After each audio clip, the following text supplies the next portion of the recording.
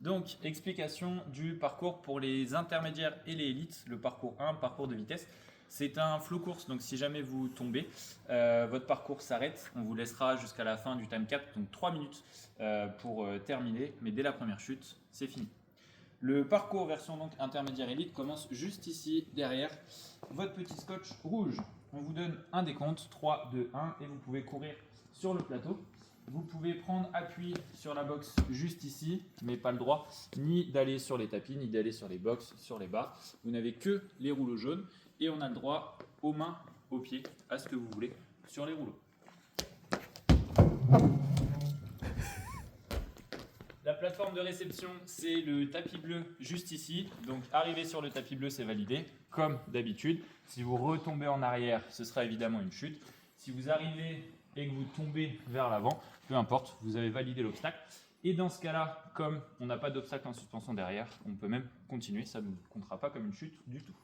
La suite se passe juste ici, au niveau du stair flip. Le but, je récupère l'escalier et je le fais basculer pour pouvoir l'utiliser comme support et enchaîner juste après.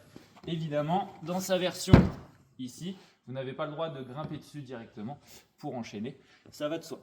Donc, je le fais basculer, je le mets dessus et à partir de là, je peux utiliser les anneaux pour aller en direction de ma poutre. Vous avez évidemment le droit de sauter des obstacles. Et la plateforme de réception, c'est tout ce qu'il y a ici, à savoir la poutre, les petites pattes et la box en elle-même, tout fonctionne. À partir de là, je marche sur la poutre. Encore une fois, pieds, mains, tout le corps autorisé. Et on arrive sur les monsters ici. Vous avez le droit à la fente, au côté, mais évidemment, comme sur tout le reste, pas le droit au sangle.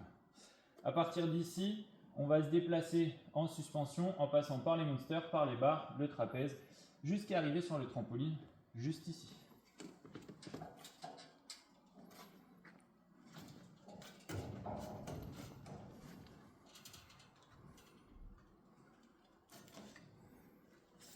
Arrivé sur le trampoline, c'est validé. Vous avez le droit donc aux 2 barres intérieures pour arriver jusque là. On enchaîne avec un enchaînement sur barres. Je démarre de ma box et vous avez toutes les barres jusqu'à la barre un petit peu plus basse au fond.